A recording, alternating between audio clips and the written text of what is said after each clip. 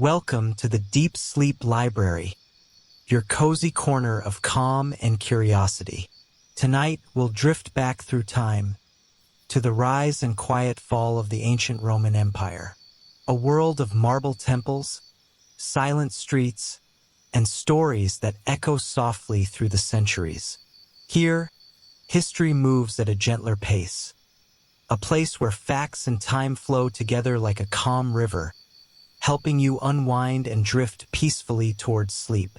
Before we begin, take a deep breath, let your thoughts slow down, and if you enjoy relaxing journeys through history, please like, comment, share, and subscribe to the Deep Sleep Library so you never miss another night of sleepy storytelling. Now, settle in, close your eyes if you wish, and let's open tonight's chapter, The Boring History of Ancient Rome. Chapter 1, Origins of Rome. Let us begin at the very beginning, when Rome was not yet Rome, but a quiet patch of land along the Tiber River, a place of soft hills, gentle streams, and, surprisingly, wolves.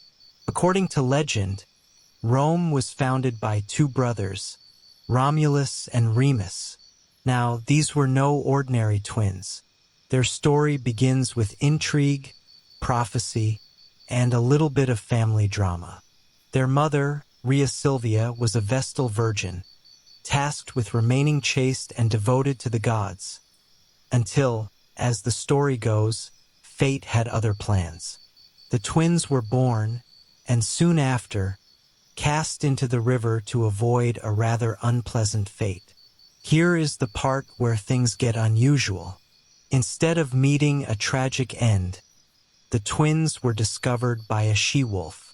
Yes, a wolf. Gentle, majestic, nurturing, and apparently a surprisingly competent caretaker.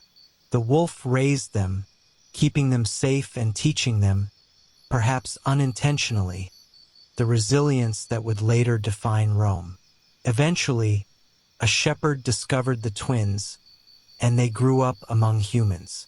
Imagine a young Romulus and Remus, half-wolf, half-human, learning to walk, talk, and plan for a city that didn't yet exist. Some say they argued constantly as siblings do, and, well, one argument ended tragically. Romulus killed Remus, and thus the city was named Rome, after Romulus. The founding story, though dramatic, served as a kind of moral compass for the early Romans. Strength, cunning, resilience, and occasionally, sibling rivalry all became part of Rome's character. But the story of Rome does not end with twins and wolves. The city's early years were marked by kings, 7 in total. Each king added something to Rome, some more useful than others. The first king, Romulus himself, established the Roman Senate, not quite like the one we imagine today, but a council of elders who advised the king.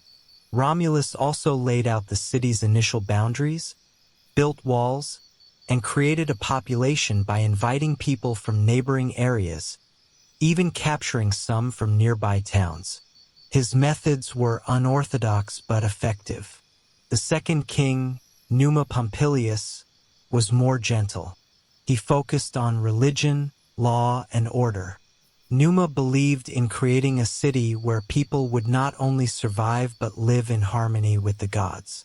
He established priestly offices, religious rituals, and even the Roman calendar, which needed some adjustments later on but was a start. Then came Tullus Hostilius, a king who preferred action over calm. He expanded Roman territory through war, often personally leading soldiers into battle. Imagine the contrast. Numa, quietly praying and organizing festivals, and Tullus, marching off to fight neighbors. Rome needed a balance of piety and military strength. Ancus Marcius, the fourth king, focused on infrastructure, bridges, roads, and even a harbor at Ostia. He understood that a city grows best when people can travel, trade, and communicate efficiently. a lesson that Rome would never forget. Next came Tarquinius Priscus, a king with ambition. He began the construction of the great Circus Maximus, where Romans would later enjoy chariot races, festivals, and occasionally, the loud cheering of crowds. He also expanded the city's walls and increased the Senate's membership, subtly shifting power toward a more organized government. Servius Tullius, the sixth king, was known for his reforms. He organized Roman citizens by wealth, creating the census, and divided society into classes. He also initiated defensive improvements to the city, preparing Rome for future conflicts. Citizens were carefully counted and ranked, all under the supervision of a king who believed organization was key to survival. Finally, the last king, Tarquinius Superbus, the Proud. He ruled with an iron hand, ignoring the Senate and focusing on conquest and personal glory. His arrogance and harsh methods eventually led to his downfall, setting the stage for the Romans to decide that perhaps monarchy was not ideal after all. Through these early centuries, Rome slowly grew, from a small settlement of huts into a structured city with walls, temples, and bustling markets. The Tiber River, winding lazily through the land, provided water, transportation, and a sense of calm that seemed to whisper, "Rome will endure." It is worth noting that the early Romans had neighbors, Etruscans to the north, Latins nearby, and Sabines in the surrounding hills. Each interaction, through trade, conflict, or cultural exchange, shaped Rome's identity. Romans learned diplomacy, strategy, and occasionally patience. Daily life in early Rome was simple. Families lived in modest dwellings, farmers tended their fields, and markets began to hum with quiet activity. Religion played a central role. Temples and altars were scattered throughout the city, and the people offered prayers to gods who, they hoped, would guide and protect them. Early Romans were obsessed with omens.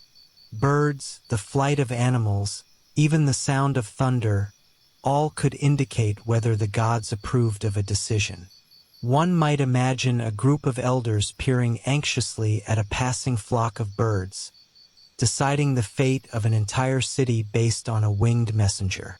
As Rome slowly emerged from myth into history, it established the foundation for what would become one of the greatest empires the world has ever seen. Strength, organization, religious devotion, and perhaps a little dramatic flair.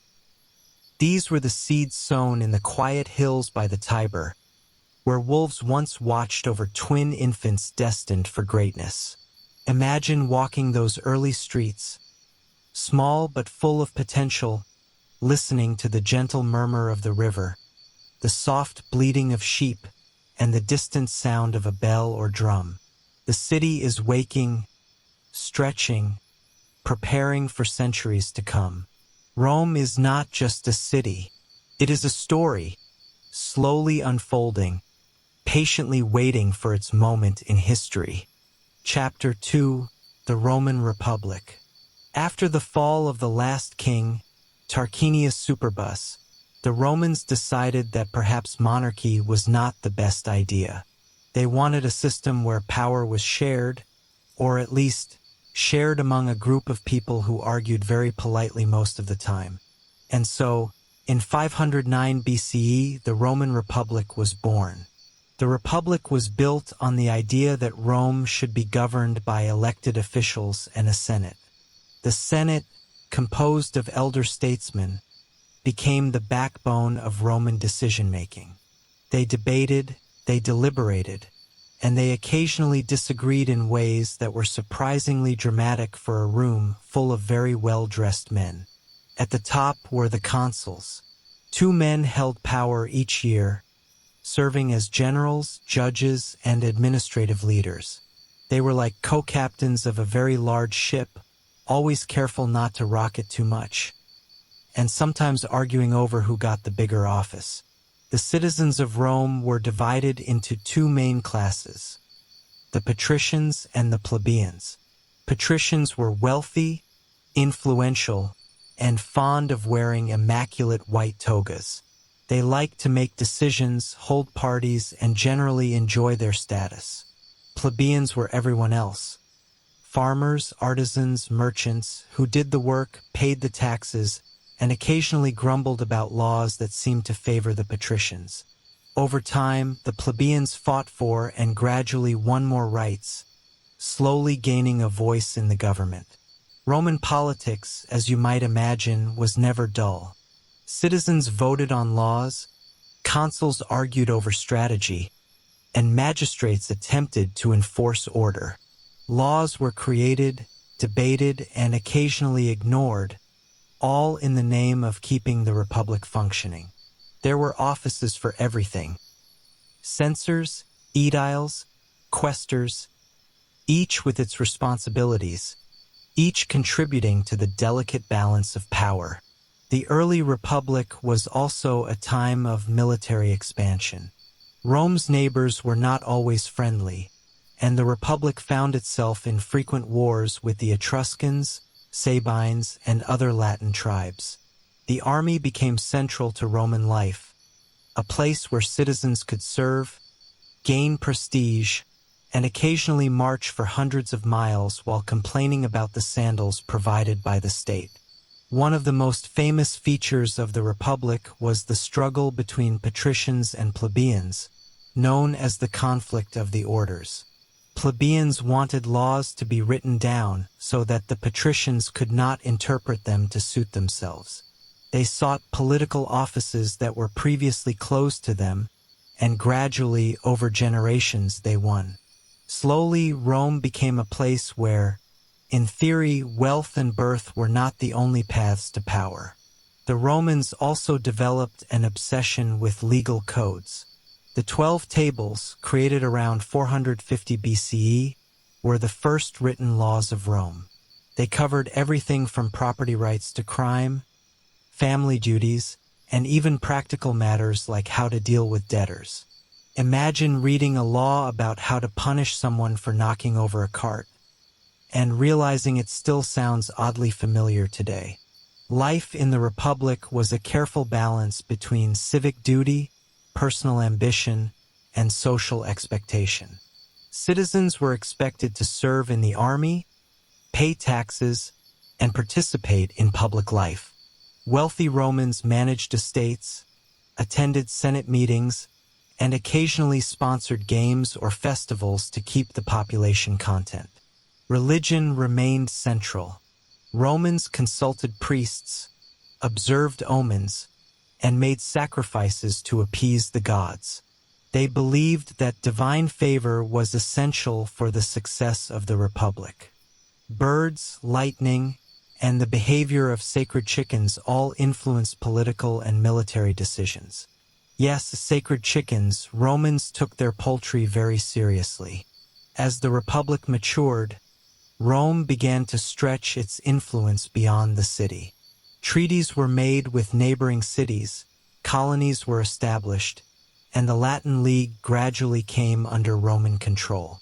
The Republic was expanding, not through a single emperor, but through the careful, patient efforts of senators, consuls, and armies marching under the banner of the Roman people.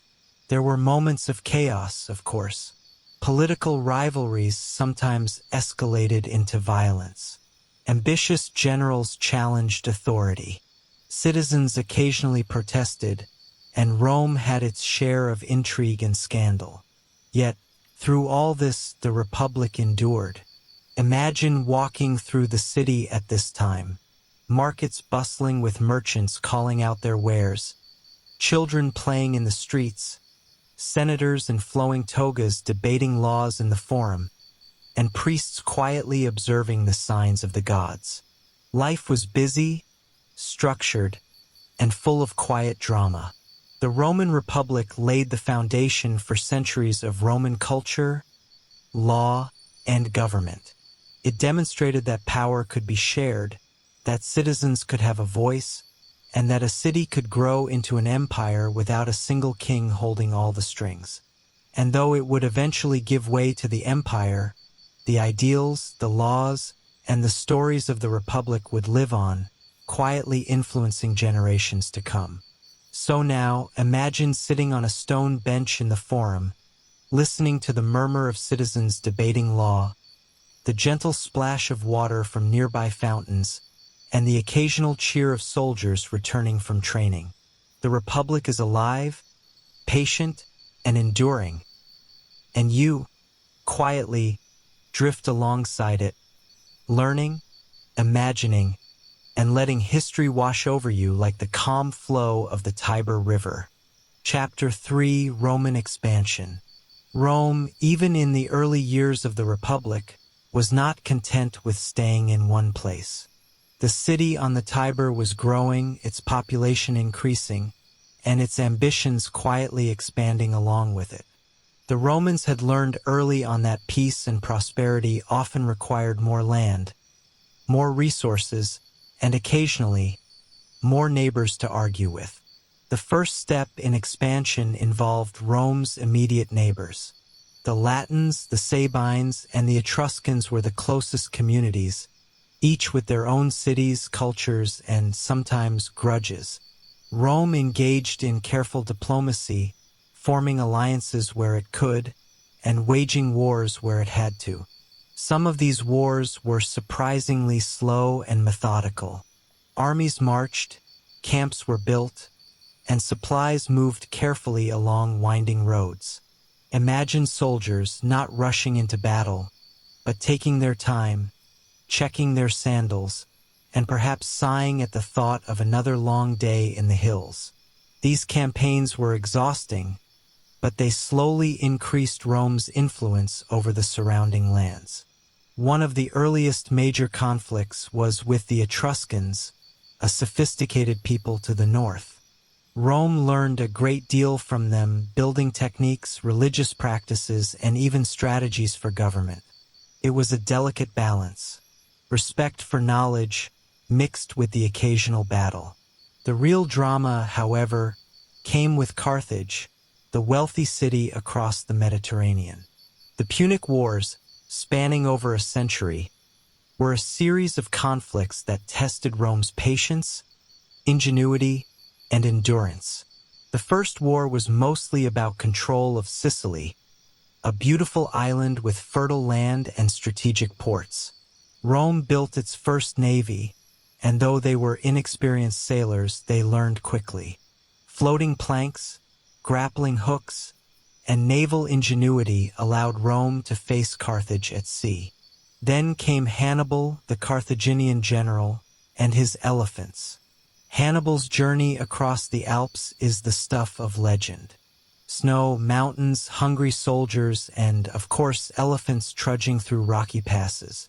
Hannibal surprised Rome, winning several battles on Italian soil. But Rome, patient and determined, refused to give up. They regrouped, fortified cities, and slowly, carefully, waged a war of attrition. Rome eventually emerged victorious, showing that determination and organization could triumph over even the most dramatic tactics. Meanwhile, Rome's armies continued to expand across the Italian peninsula. Cities were conquered, alliances formed, and the Latin League gradually came under Roman control. Each victory was not just a territorial gain. It was a lesson in administration, diplomacy, and patience. As Rome's territory grew, so did its political system. Generals returned from campaigns with fame, wealth, and sometimes dangerous ambition. Rome learned to balance military success with civic duty, creating systems to prevent a single individual from gaining too much power, though history would later show that this was easier said than done. Daily life for the average Roman citizen during these expansion years was a mixture of work and anticipation. Farmers tended fields that sometimes doubled as training grounds for soldiers. Merchants carried goods along growing trade routes. Children listened to stories of far-off lands and heroic soldiers, imagining the grand scope of Rome's influence. Trade became increasingly important. Grain from Sicily, wine from the Italian countryside, olive oil from southern regions, all traveled along roads that Roman engineers were slowly perfecting. Markets in Rome became centers of commerce, buzzing with activity and the quiet murmur of citizens exchanging news of campaigns and victories. The expansion also brought cultural exchange. Romans encountered new ideas, art, religions, and technologies. They borrowed architecture from the Etruscans, military techniques from neighbors, and even culinary habits from conquered peoples. Rome was becoming not just a city or a state, but a melting pot of the Mediterranean world. And yet, Rome's growth was not without challenges. Conquered peoples sometimes resisted, requiring patience and careful administration.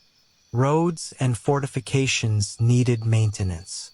Generals sometimes returned with ambitions that threatened the delicate balance of power. But Rome endured, quietly persistent, like a river slowly carving its path through the hills. By the end of this period, Rome had transformed from a city-state into a regional power. Its influence stretched across the Italian peninsula and across the sea to Sicily, Sardinia, and beyond. The Republic was no longer just a city of debates and markets. It was the center of a growing Mediterranean network of power, trade, and culture. Imagine walking through Rome at this time. The city is busier than ever. Soldiers return from campaigns, carrying stories of mountains, seas, and distant lands. Markets overflow with goods from new territories. The Senate debates the next steps for the Republic, balancing ambition with caution. Life is structured, purposeful, and filled with quiet excitement. Rome's expansion was gradual, methodical, and full of lessons about patience, organization, and the art of governing many diverse peoples. The Republic was learning not only to fight but to rule, to administer, and to grow. And as history slowly unfolded, Rome's path toward empire was quietly, inevitably taking shape. Chapter 4: Roman Society and Daily Life. As Rome grew from a collection of villages into a powerful republic, its society became increasingly structured, organized, and full of little details that give us a fascinating glimpse into everyday life. Roman society was hierarchical but also practical. At the top were the patricians, the wealthy and powerful elite who owned large estates, controlled politics, and occasionally indulged in extravagant banquets. Patricians enjoyed leisure, attending Senate meetings, sponsoring public games, and discussing matters of state over wine and conversation. They wore togas, white and immaculately folded, to show their status because apparently fabric arrangement was as important as politics. Plebeians, the majority of the population, were artisans, farmers, merchants, and laborers. They worked the fields, crafted goods, and contributed to the city's growing economy. Plebeians lived more modestly, in apartment-like buildings called insulae, often crowded and bustling with life. Their homes were simple yet functional, with small courtyards and kitchens, and sometimes noisy neighbors. The family unit was central to Roman life.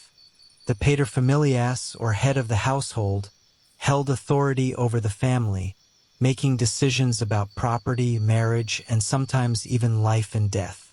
Children were taught respect, discipline, and Roman values from an early age, often under the careful watch of older siblings, tutors, or even family slaves. Speaking of slaves, they were an integral part of Roman society. Slaves performed domestic duties, worked in agriculture, and even held administrative roles. Some were treated relatively well, others less so. Despite their status, Many slaves learned skills, languages, and trades, and occasionally gained freedom through manumission, blending into society as freedmen. Daily routines revolved around work, meals, and social obligations. Farmers rose early to tend the fields, while artisans and merchants opened shops in the bustling markets of Rome. The Forum, the central marketplace and civic hub, was filled with merchants calling out their wares, citizens discussing politics, and the occasional philosopher quietly observing the scene. Meals were simple for most Romans. Bread, olives, vegetables, cheese, and wine formed the staples of the diet. Wealthier Romans enjoyed elaborate feasts, featuring dishes such as dormice stuffed with herbs, peacock, and exotic fruits imported from distant lands. Dining was as much a social event as it was sustenance, often accompanied by conversation, music, and sometimes poetry readings. Entertainment played a vital role in Roman life. Public games, theater performances, and gladiatorial contests offered a mix of excitement, spectacle, and distraction. Chariot races at the Circus Maximus drew enormous crowds, with citizens cheering, betting, and occasionally shouting at the horses, as if they could influence the race. Gladiatorial games were more serious affairs, demonstrating strength, courage, and occasionally, a flair for the dramatic. Religion was woven into the fabric of everyday life. Romans worshipped many gods, each responsible for a particular aspect of life: war, love, harvest, doors, and even thresholds. Temples, shrines, and household altars dotted the city, reminding citizens to honor the divine and seek favor. Priests, augurs, and other religious officials played key roles in guiding decisions, interpreting omens, and ensuring the gods were satisfied. Education was important for those who could afford it. Boys learned reading, writing, arithmetic, rhetoric, and law, preparing them for roles in administration, politics, and public life. Girls were often educated at home, focusing on domestic skills, family management, and sometimes the arts. Knowledge and social etiquette were seen as essential to maintaining status and fulfilling one's duties as a Roman citizen. Despite the structured society, life had its lighter moments. Citizens enjoyed festivals, holidays, and communal celebrations. The Saturnalia, a winter festival, allowed temporary role reversals, gift-giving, and general merrymaking. Romans loved humor, wordplay, and satire, sometimes poking fun at public officials, politicians, or even each other. Roman fashion and hygiene were also notable. Public baths were central to social life, offering a place to bathe, relax, exercise, and socialize. Romans used oils and scrapers instead of soap, and bathing was often accompanied by conversation, business dealings, or philosophical debates. Togas, tunics, jewelry, and hairstyles signaled status, identity, and personal taste. Travel and communication were becoming increasingly sophisticated.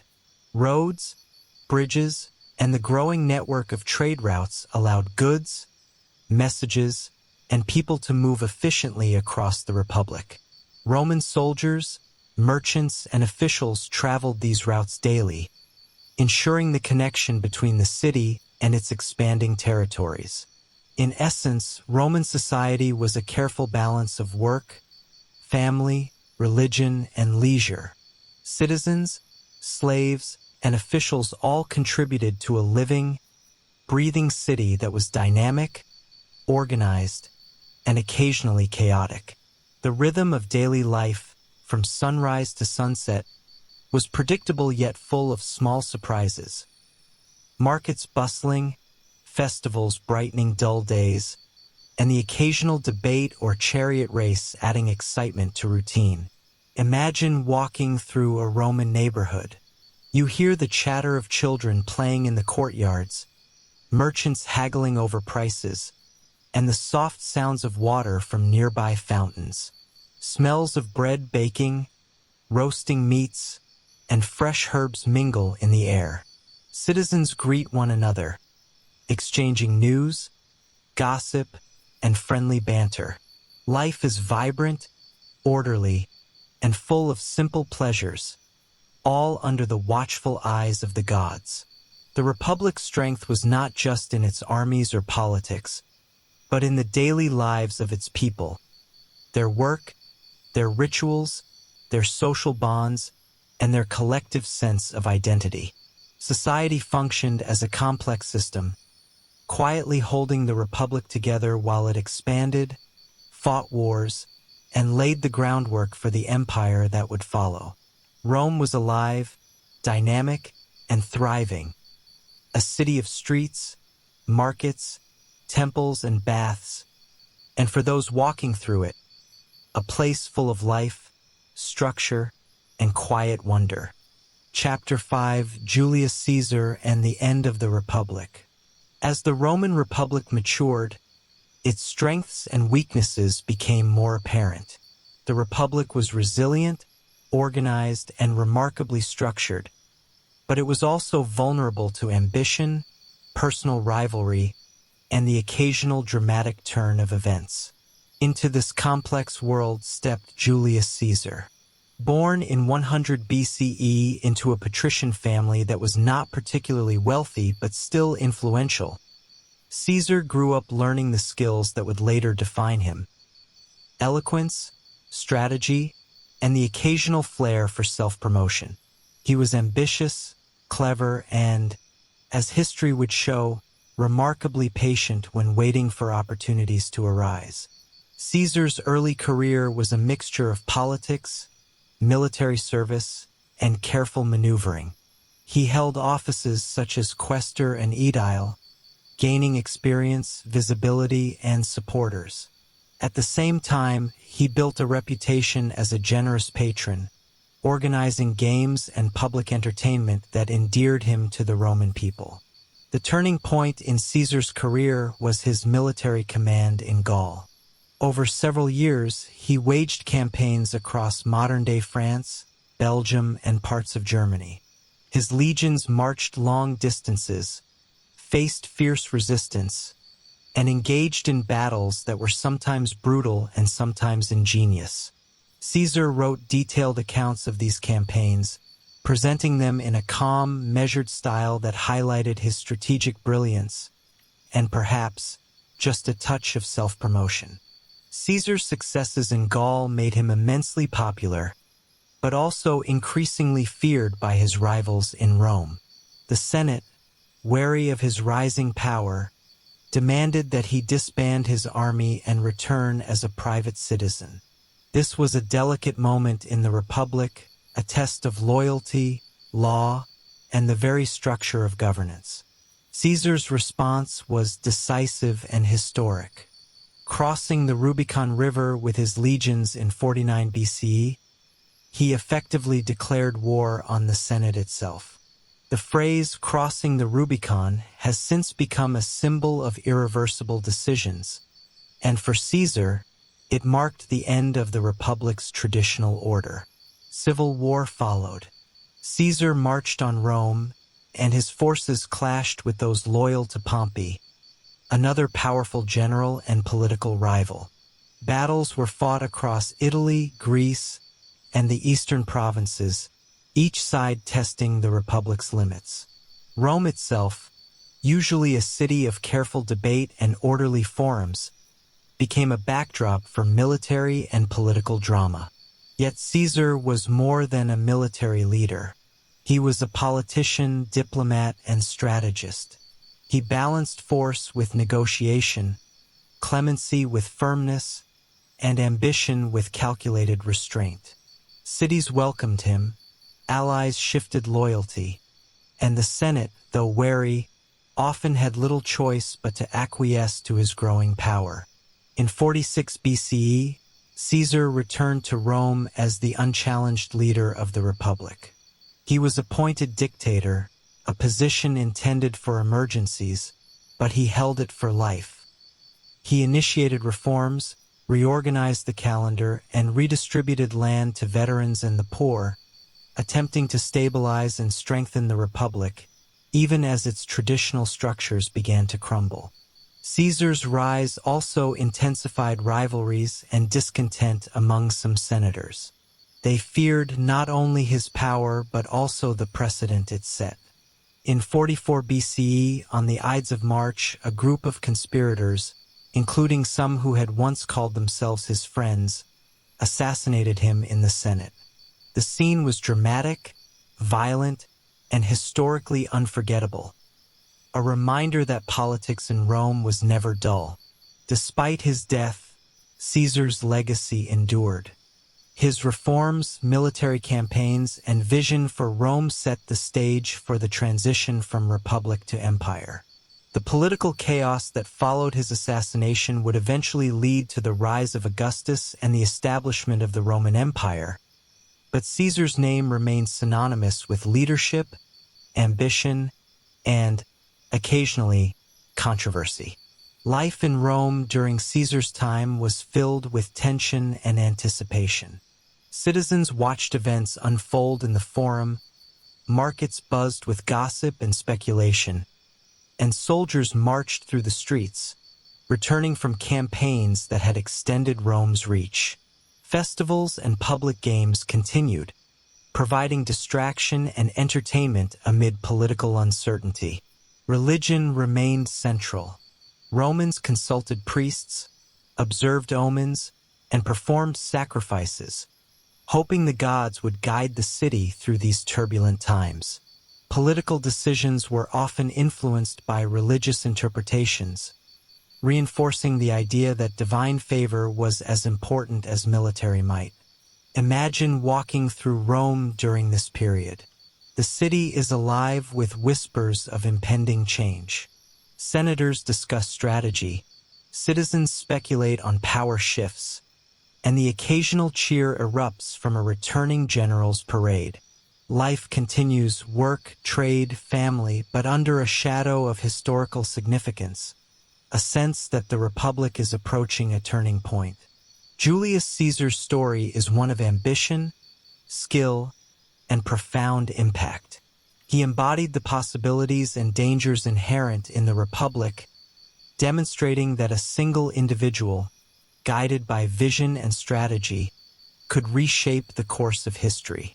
And though his life ended abruptly, the echoes of his decisions would resonate through Rome for centuries to come, shaping the destiny of an empire yet to rise.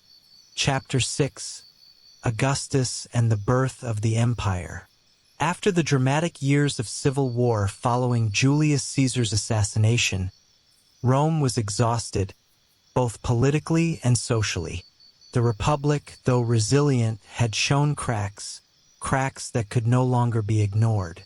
Into this turbulent world stepped Octavian, later known as Augustus, the first emperor of Rome. Octavian was Caesar's adopted heir, a young man of intelligence, patience, and a remarkable understanding of political strategy. He inherited not only Caesar's name but also the immense network of supporters, allies, and, inevitably, enemies. Rome was a city of cautious optimism, tentative alliances, and a constant undercurrent of tension. The years following Caesar's death were marked by careful maneuvering, negotiations, and, when necessary, decisive military action. Octavian formed the Second Triumvirate with Mark Antony and Lepidus, consolidating power and targeting Caesar's assassins.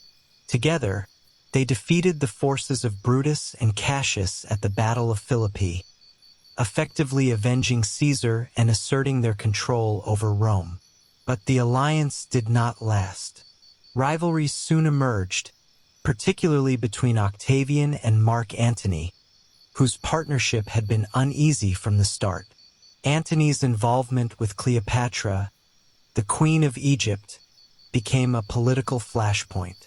Octavian positioned himself as the defender of Rome, subtly contrasting his vision of order and stability with Antony's perceived extravagance and foreign entanglements. The conflict culminated in the Battle of Actium in 31 BCE. Octavian's forces faced Antony and Cleopatra's fleet in a dramatic naval engagement. Victory for Octavian was decisive, and with Antony and Cleopatra's subsequent deaths, he emerged as the unchallenged leader of Rome.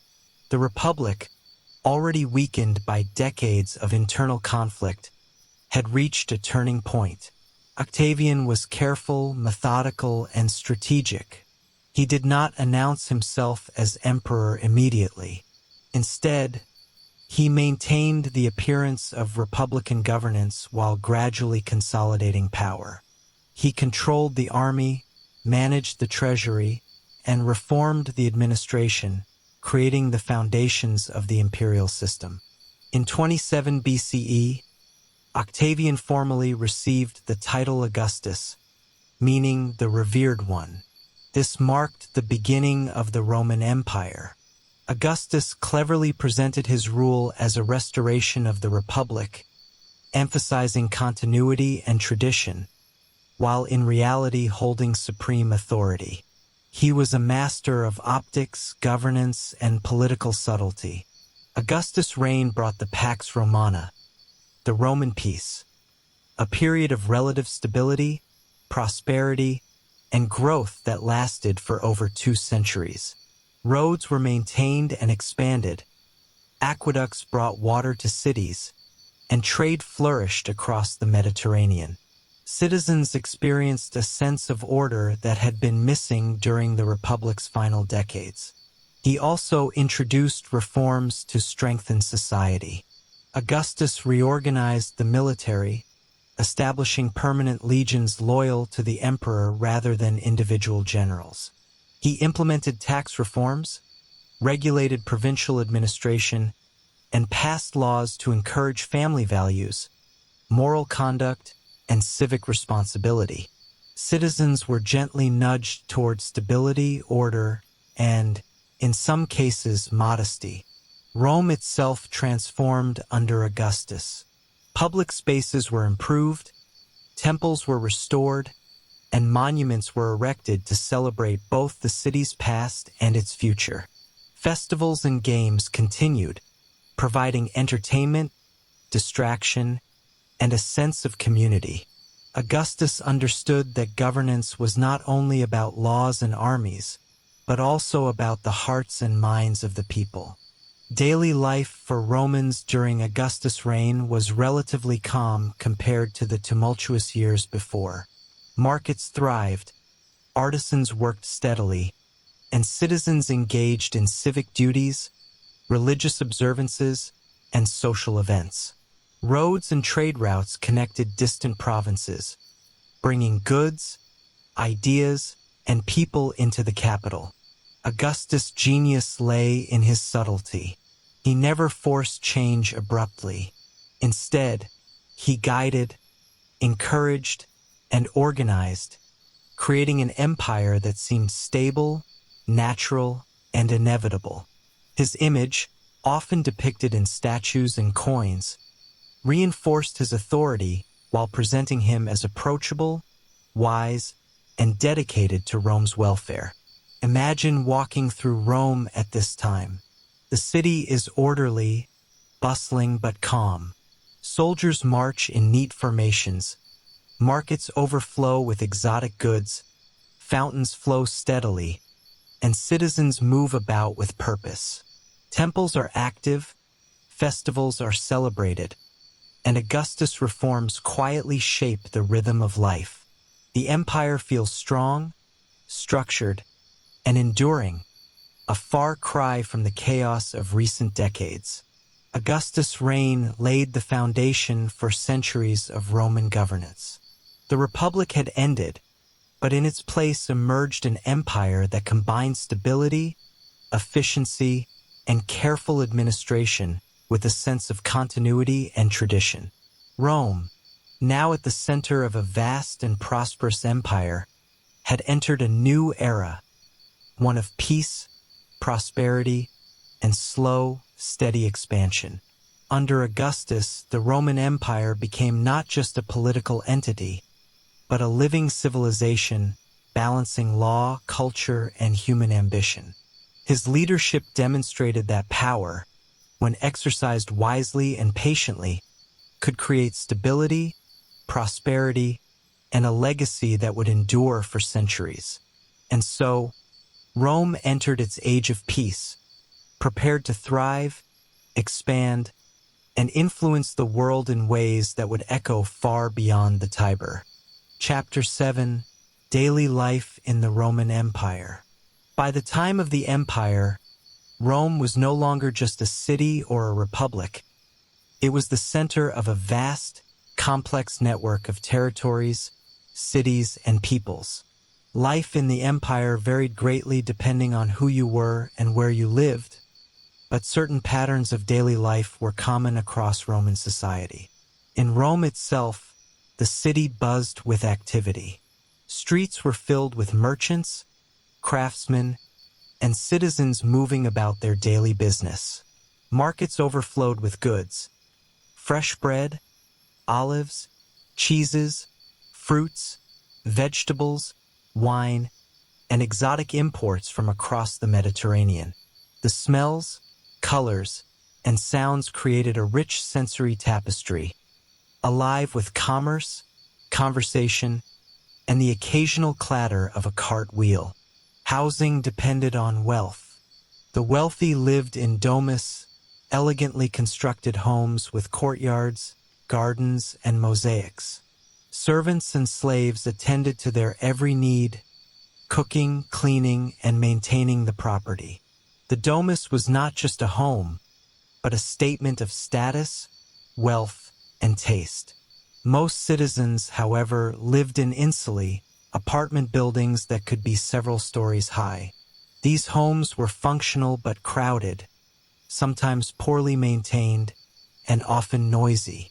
Families shared small rooms, and neighbors lived in close proximity, exchanging gossip, favors, and occasional complaints about noise or smells. Education remained a priority for those who could afford it.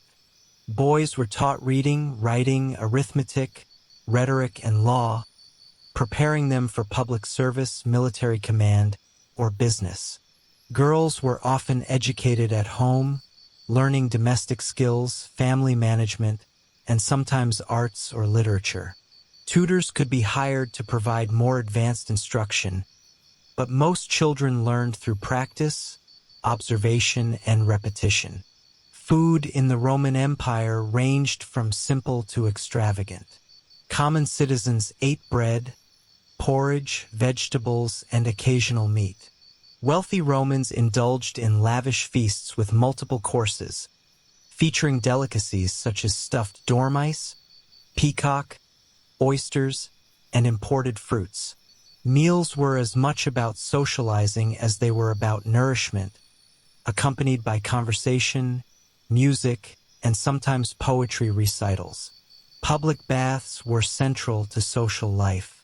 Romans visited the baths to clean themselves, exercise, relax, and socialize.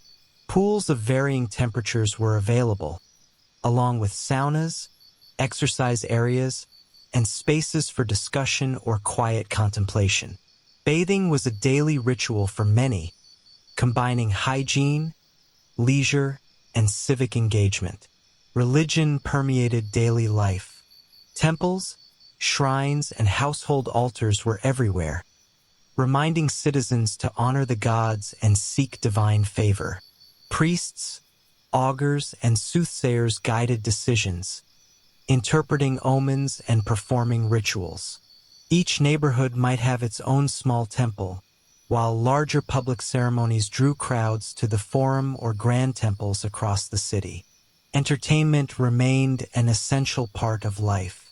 Chariot races at the Circus Maximus could draw tens of thousands of spectators, who cheered, bet, and argued passionately over which horse or chariot would win. Gladiatorial games, held in arenas like the Colosseum, were dramatic spectacles of skill, strength, and bravery. Theater performances, poetry readings, and music provided additional cultural engagement. Festivals and holidays punctuated the year, offering relief from routine and opportunities for communal celebration. Travel and communication had advanced considerably. Roads, bridges, and sea routes connected the empire, allowing goods, messages, and people to move efficiently. Roman engineers ensured that travel was possible across vast distances, supporting trade, military logistics, and administration. Provinces could communicate with Rome, and officials could move quickly to manage affairs or respond to crises. Daily life was also filled with subtler routines and pleasures.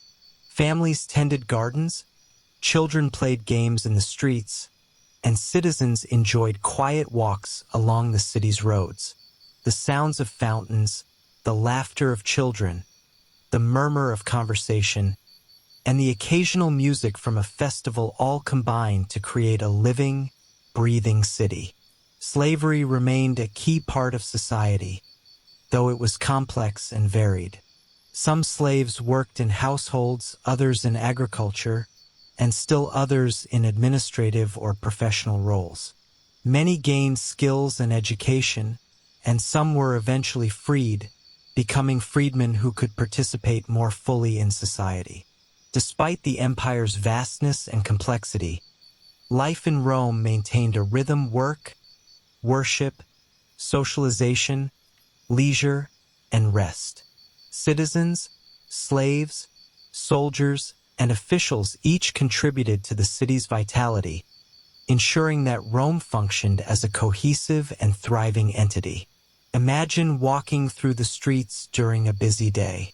Merchants call out their wares, children weave through crowds playing games, soldiers march along their assigned routes, and citizens discuss news, gossip, or politics. The aroma of fresh bread mixes with scents from market stalls. Fountains splash gently, and temple bells remind everyone of the ever-present gods. Life is busy yet harmonious, structured yet full of small, unpredictable moments of human activity. The Roman Empire, at its heart, was a civilization of order, efficiency, and cultural richness.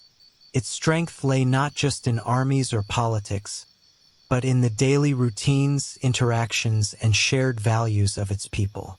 Rome was alive, vibrant, and enduring, a city where the ordinary and the extraordinary coexisted seamlessly, shaping an empire that would influence the world for centuries to come.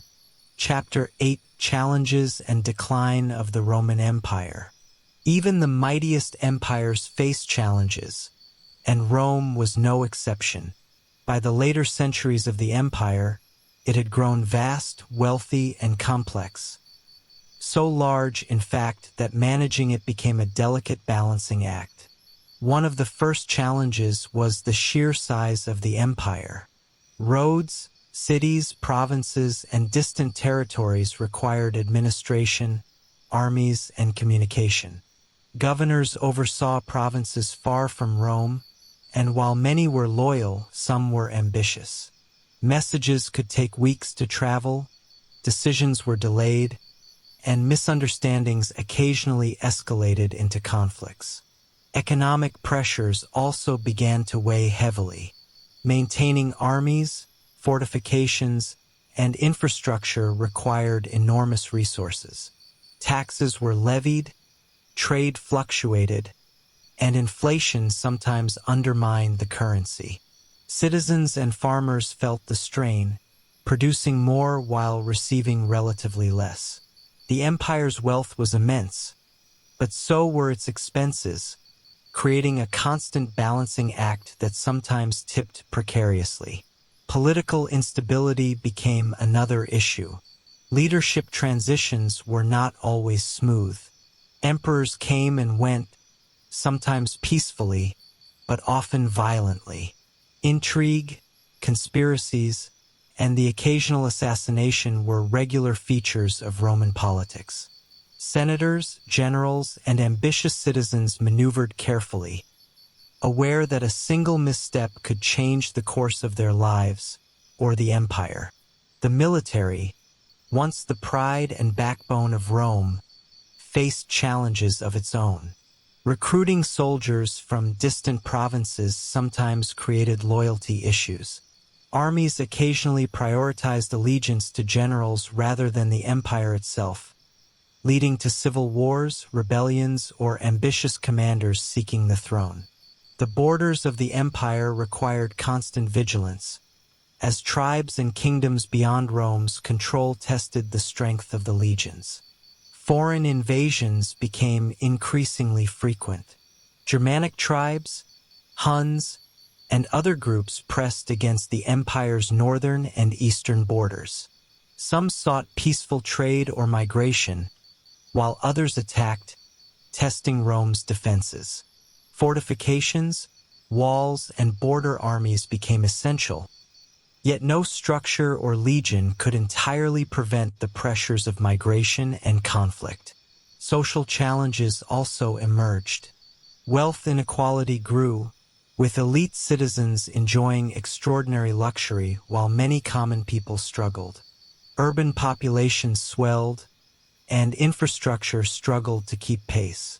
Disease, food shortages, and public unrest occasionally flared, reminding the rulers that governing such a vast population required constant attention. Religious and cultural shifts added complexity. Christianity, initially a small and sometimes persecuted faith, began to spread across the empire. Its teachings, networks, and growing following would eventually challenge traditional Roman religious practices and influence the cultural identity of the empire. For now, it was one thread among many in a diverse and complex society. Despite these challenges, Rome continued to function. The empire had systems of governance, taxation, military organization, and law that allowed it to endure far longer than many imagined. Roads connected distant provinces, aqueducts brought water to cities, and trade continued across the Mediterranean. Even in times of difficulty, the machinery of Rome, complex, resilient, and sometimes awkward, kept the empire moving. Daily life during these challenging times was affected, of course. Soldiers marched to defend borders, citizens coped with taxes and shortages, and markets sometimes fluctuated with supply and demand. Yet, daily routines persisted. Families tended gardens, artisans practiced trades, festivals continued, and communities adapted to changing circumstances. Political intrigue was part of everyday life. Citizens discussed rumors of potential usurpers, shifts in leadership, and imperial decrees. The Forum, once a hub of debate and commerce, reflected these concerns in whispers, conversations, and debates. Life continued, but always under the shadow of uncertainty that came with governing a vast and complex empire. Imagine walking through a Roman city during these years. Streets are busy but sometimes tense. Markets still thrive, though prices fluctuate. Soldiers pass through gates, inspecting fortifications. Temples remain active, and citizens continue their routines, aware that the world around them is not as stable as it once seemed. Life is resilient, adaptive, and structured, even amid the challenges that weigh on the empire. The decline of Rome was not sudden, but a slow, complex process. Political instability, economic strain, military pressures, social change, and external threats all combined to challenge the empire's endurance. And yet, through centuries of difficulty, Rome remained a functioning civilization, a testament to organization, resilience, and adaptability.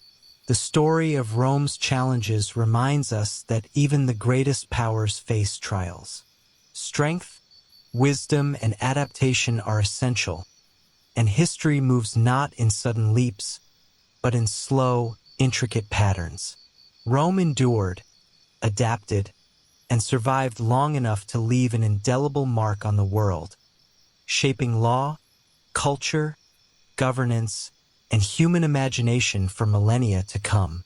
Chapter 9: Culture, Arts, and Achievements of Rome. Rome was not just an empire of soldiers, politicians, and laws. It was a civilization rich in culture, art, and intellectual achievement. The city and its territories were filled with monuments, literature, architecture, and innovations that continue to inspire awe even today. Architecture was one of Rome's greatest legacies. From the humble beginnings of wooden huts, Rome evolved into a city of marble, stone, and grandeur. Temples, basilicas, aqueducts, theaters, and amphitheaters transformed the urban landscape. Structures such as the Colosseum, the Pantheon, and the Forum were not only functional but also statements of power, ingenuity, and aesthetic vision. The Romans were masters of engineering. Roads stretched across the empire, connecting distant provinces and allowing armies, merchants, and citizens to travel with remarkable efficiency. Aqueducts brought water to cities, fountains, and baths, supporting both hygiene and leisure. Bridges, ports, and harbors facilitated trade and communication, all constructed with precision, durability, and foresight. Art flourished alongside architecture. Sculptures, mosaics, frescoes, and coins conveyed not only beauty but also ideology, propaganda, and cultural pride. Portraits of emperors, gods, and citizens immortalized individuals, while public monuments celebrated victories, events, and civic pride. Roman art combined practicality with aesthetics, blending Greek influences with uniquely Roman style. Literature and philosophy also thrived. Writers such as Cicero, Virgil, Ovid, and Horace explored politics, poetry, history, and human nature. Their works reflected Roman values, explored moral questions, and entertained citizens. Public readings, recitations, and performances brought literature to life, connecting individuals with ideas, stories, and shared cultural identity. Science and innovation were integral to Roman society. Engineers designed aqueducts, roads, and buildings. Physicians and scholars explored medicine, anatomy, and natural phenomena. Calendars, timekeeping, and measurement systems reflected meticulous observation and planning. Romans combined knowledge, experimentation, and practicality to improve daily life and societal functioning. Religion and culture were intertwined. Festivals, rituals, and ceremonies celebrated gods, ancestors, and civic achievements. Music, theater, and games accompanied religious observances, creating a rich tapestry of entertainment, devotion, and social cohesion. Citizens participated in public life, experiencing a culture that emphasized both personal fulfillment and communal identity. Education was also a cultural achievement. Schools and tutors taught reading, writing, rhetoric, arithmetic, and philosophy. Knowledge was valued, and learning was considered a pathway to civic responsibility, leadership, and personal development. Libraries, scrolls, and scholars contributed to the preservation and dissemination of knowledge across the empire. The Romans were innovators in law and governance. Legal codes, such as the 12 Tables and later codifications, shaped civil, criminal, and property law. Principles of fairness, evidence, and rights influenced not only Roman society but also the development of Western legal systems. The combination of practical administration and cultural refinement allowed Rome to endure and adapt for centuries. Daily life in the empire reflected this cultural richness. Citizens enjoyed theater performances, poetry readings, artistic displays, and religious festivals. Public baths served not only for hygiene but also as centers for conversation, discussion, and learning. Markets overflowed with goods, ideas, and stories from across the empire, creating a sense of interconnectedness and shared civilization. Even in times of challenge, Rome's culture endured. Art, literature, and architecture inspired pride, reinforced identity, and reminded citizens of their collective achievements. Festivals, games, and rituals offered respite and continuity. Knowledge, skill, and creativity were woven into the very fabric of the empire. Imagine walking through Rome during a quiet afternoon. Sunlight reflects off marble columns, mosaics glimmer in the courtyards, and the soft murmur of fountains provides a gentle backdrop. Citizens discuss literature, admire sculptures, or pass by temples dedicated to gods both familiar and exotic. The city is alive with culture, achievement, and human endeavor, a testament to the ingenuity and spirit of Rome. Rome's cultural legacy was profound, enduring, and diverse. Its achievements in architecture, art, literature, science, and law continue to influence civilizations today. The empire was not only a political and military powerhouse but also a civilization of beauty, intellect, and innovation, quietly shaping the lives of its citizens and leaving an indelible mark on history. Chapter 10: Fall of the Western Roman Empire. The story of Rome is not only one of growth, achievement, and grandeur. It is also a story of decline, adaptation, and eventual transformation. The Western Roman Empire, which had once stretched across Europe, North Africa, and parts of the Middle East, faced mounting challenges that slowly eroded its power. One of the primary issues was political instability. Emperors came and went with surprising speed, sometimes meeting natural ends, but often falling to conspiracies, assassinations, or civil war. The frequent changes in leadership made consistent governance difficult and created uncertainty among citizens, officials, and soldiers alike. Economic problems compounded these difficulties. The empire relied on taxes, trade, and agricultural production to sustain itself. As populations fluctuated, trade routes became more vulnerable, and expenses for the military grew.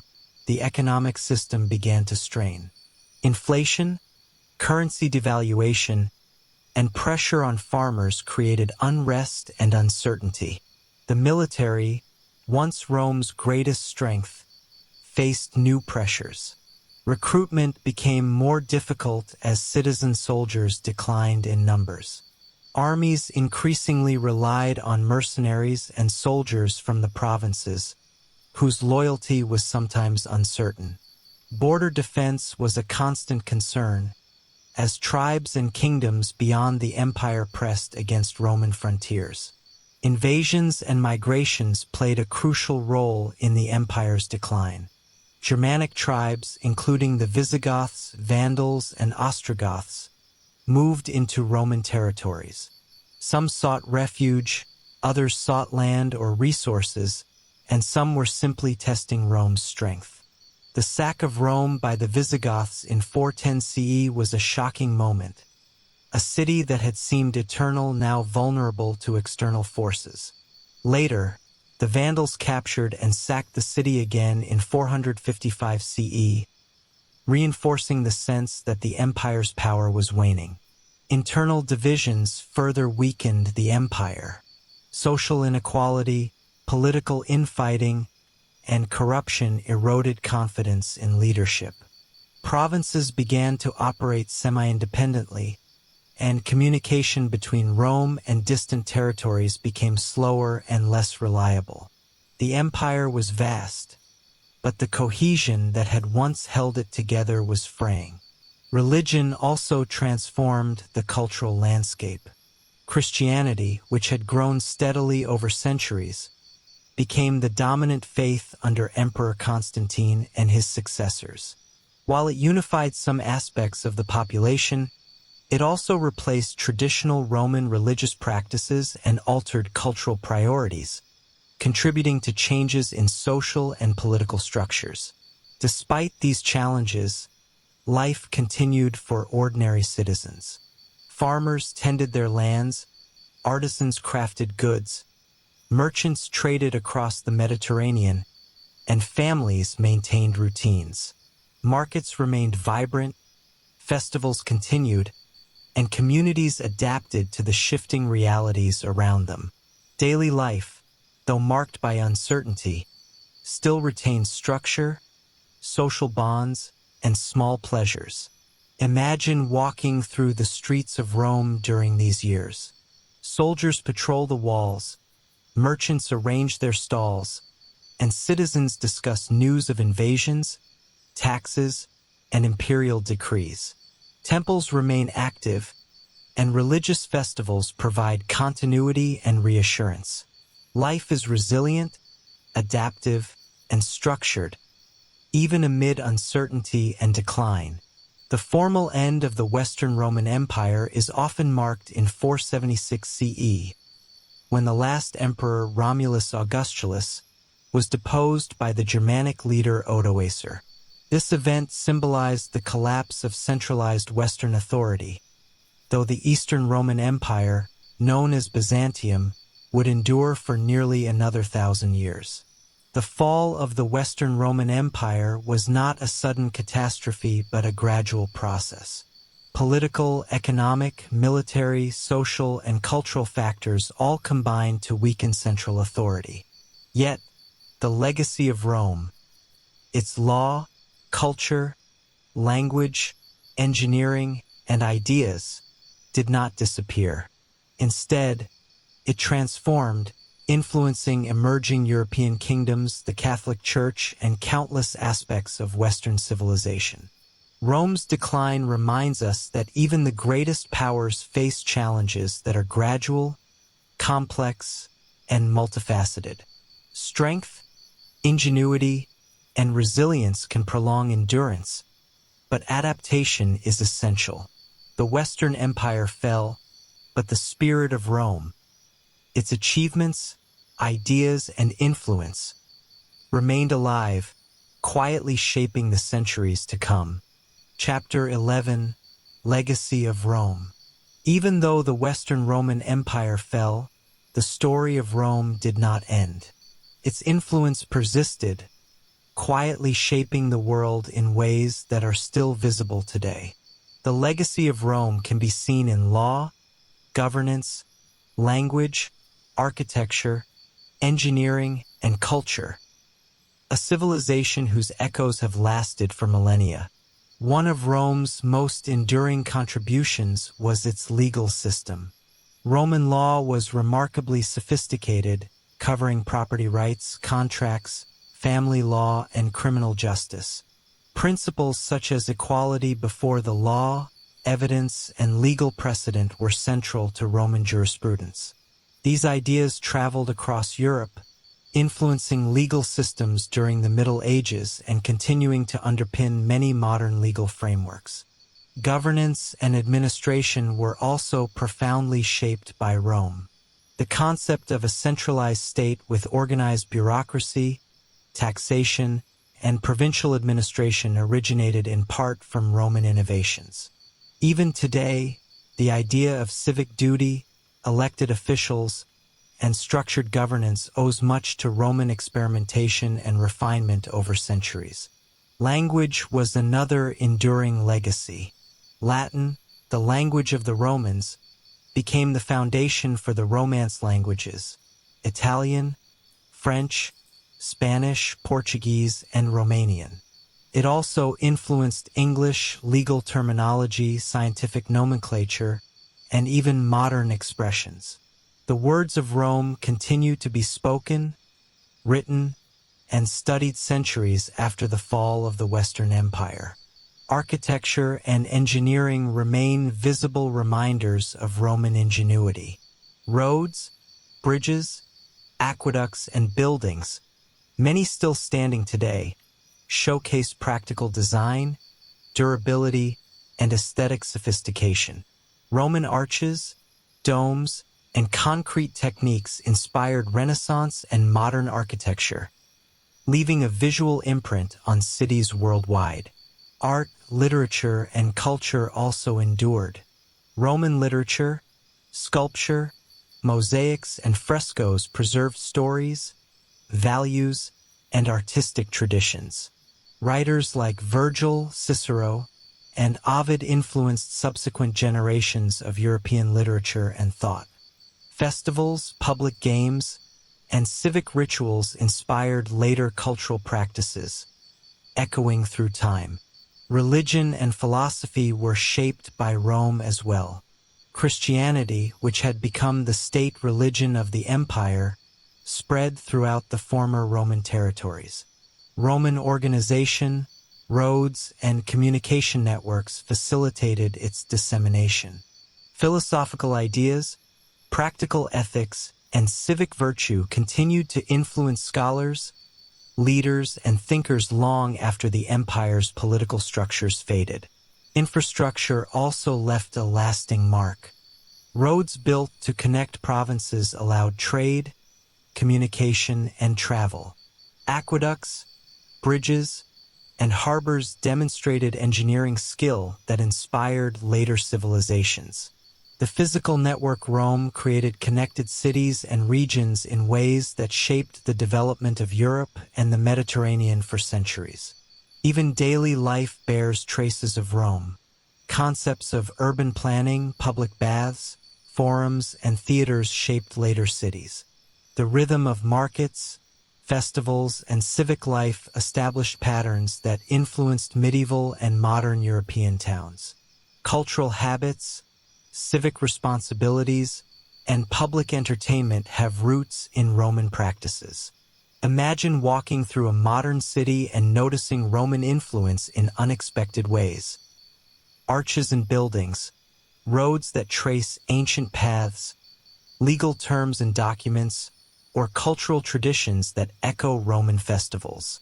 Rome may have fallen politically, but it endures intellectually, artistically, and practically. The legacy of Rome is a reminder that civilizations do not disappear overnight. Ideas, structures, and cultural habits can outlive empires, quietly shaping societies for centuries. Rome's story, from a small city on the Tiber to a vast empire, and finally to a legacy that endures in law, language, culture, and infrastructure, illustrates the profound and lasting impact of human civilization. In essence, Rome lives on, not in armies, not in emperors, not in Senate debates, but in the very ways we organize our societies, build our cities, communicate, and think about law, culture, and civilization. The empire may have faded, but its influence remains, quietly shaping the world and reminding us of the extraordinary potential of human ambition, organization, and creativity. Chapter 12, Rome in Memory and Myth. Rome, even after its political power faded, remained larger than life in human imagination. Its streets, temples, and amphitheaters were gone or in ruins, yet its story continued to captivate, inspire, and shape the minds of generations. One reason for Rome's enduring presence is its mythology. Legends of Romulus and Remus, raised by a she-wolf, or tales of Aeneas fleeing Troy to found a new homeland, filled Roman culture with narrative richness. These stories explained the city's origins, its values, and its sense of destiny. Over time, they also inspired writers, artists, and historians across the centuries, creating a bridge between myth and history. Roman history itself became legendary. Accounts of kings, senators, generals, and emperors were written, rewritten, and interpreted in ways that combined fact with interpretation. Figures like Julius Caesar, Augustus, and Marcus Aurelius were celebrated not only for their deeds, but also for the symbolic meaning they held: ambition, wisdom, resilience, or virtue. History became a story with lessons and morals, a narrative that could guide future generations. Architecture and monuments also carried memory. Even in ruins, the Colosseum, aqueducts, and temples spoke of Roman ambition, engineering skill, and cultural achievement. Travelers and citizens alike marveled at the scale and elegance of these structures, imagining the bustling life that once filled the city. In this way, the physical remains of Rome became storytellers, narrating a past that was both tangible and awe-inspiring. The Renaissance further cemented Rome's mythic status. Artists, architects, and scholars looked back to Roman models for inspiration. Latin texts were studied and translated, statues and ruins were admired and emulated, and Rome became a symbol of human creativity, order, and intellectual achievement. Its story blended history with idealism, becoming a model for culture, governance, and art. Legends of Rome extended beyond Europe. Explorers, scholars, and politicians carried the image of Rome with them, invoking it as a symbol of civilization, empire, and law. The idea of Rome, its organization, culture, and influence, became a reference point for empires, republics, and governments around the world. Even today, phrases like "all roads lead to Rome" remind us of its central place in imagination and culture. Memory of Rome also shaped literature. Writers from medieval times to modernity drew upon Roman stories, historical events, and mythology. Epic poems, novels, and plays revisited Roman themes, creating narratives that blended entertainment, moral lessons, and reflection on human ambition. Rome became a mirror for the human experience, offering stories of power, courage, folly, and triumph. Public imagination often romanticized Rome. Soldiers were heroic, senators were wise or corrupt, and emperors were larger-than-life figures. History and myth intertwined, creating a city that was at once real and idealized. These images influenced education, political thought, art, and culture, ensuring that Rome remained present in collective memory long after the empire had disappeared. Daily life in later centuries, though far removed from the empire itself, was shaped by these memories. Scholars studied Roman law and governance, architects borrowed Roman designs, and artists recreated classical forms. Rome lived in books, cities, and imaginations, subtly shaping the present as it did the past. Imagine walking through a city that draws inspiration from Rome. Statues echo Roman designs, government buildings evoke the Forum, and literature references heroes and emperors long gone. The streets may be modern, but the influence of Rome lingers, a quiet yet persistent presence in culture, law, architecture, and education. Rome in memory and myth reminds us that civilizations endure not only through their armies or politics, but also through the stories they leave behind. Its myths, histories, and achievements continue to teach, inspire, and captivate. The empire may have faded, yet the memory of Rome lives on, grand, imaginative, and endlessly fascinating, shaping human thought and culture across time and space.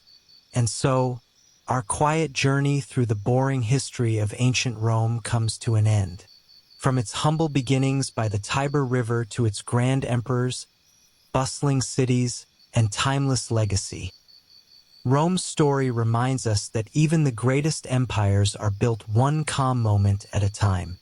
If you enjoyed this slow drift through history, please like this video, comment your thoughts below, and subscribe to the Deep Sleep Library for more calm journeys into the past. Each week, we open another chapter of history, softly told, to help you relax, unwind, and drift peacefully to sleep. Thank you for spending your evening here. Rest well, and until next time, good night from the Deep Sleep Library.